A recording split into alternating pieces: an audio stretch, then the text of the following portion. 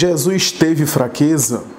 Essa colocação é motivo de muito debate, de muita discussão na teologia. Se Jesus experimentou dúvidas, vacilações, fraquezas. E essa, inclusive, é um motivo em alguns momentos de polêmica e até de confusão, não apenas nos arraiais de outros movimentos religiosos, mas, sobretudo, no cenário do movimento espírita. Para as informações que o mundo espiritual nos oferece, Jesus não experimentou nenhuma fraqueza. Ele, como sendo o exemplo máximo, a referência máxima, em que os processos evolutivos já superaram a experiência humana e veio ter conosco para nos ensinar e nos dar o exemplo, sendo guia e modelo da humanidade, questão 625 de O Livro dos Espíritos. Ele próprio era o modelo de perfeição moral a qual podemos encontrar e alcançar. Aliás, essas palavras não são minhas, são de Allan Kardec. Então Jesus é essa referência, e durante muito tempo os espíritas acreditavam que algumas referências ou alusões sutis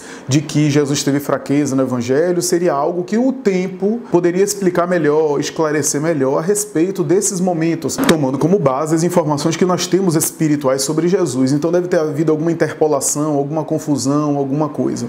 Recentemente, no entanto, os estudiosos têm chegado à conclusão que realmente Jesus não teve nenhuma fraqueza. Por exemplo, o momento máximo da cruz, naquele momento célebre em que os grandes teólogos, inclusive da Bíblia de Jerusalém, costumam dizer que ali não era um momento de fraqueza, no qual ele estava com receio da própria morte, temendo alguma coisa, ou com dúvida em relação a Deus. Pai, por que me abandonaste? Hoje, os melhores teólogos estudiosos defendem a ideia de que ele estava cantando um salmo, porque alguns salmos que são típicos das expressões de Jesus no momento final, principalmente o Deus, por que me abandonaste, que é um dos salmos que está presente na Bíblia, no Antigo Testamento. Então hoje se percebe que ele nos momentos finais estava cantando os famosos salmos, porque a tradição dizia, em alguns aspectos, que o Messias deveria cantar os salmos de Davi. Então ele estava entoando os salmos, assim como outras passagens. Por exemplo, no momento da oração do Getsemane, a oração do Horto das Oliveiras, onde ele entrou em profundo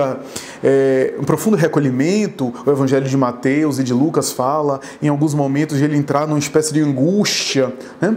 E assim por diante. E em alguns momentos a expressão que tem no Evangelho é aflição. Aflição. Os melhores estudiosos da Bíblia traduzem o termo aflição hoje para combate. Por quê? Porque o termo que foi utilizado em grego traduz para o português tanto como aflição, angústia e medo, como para combate.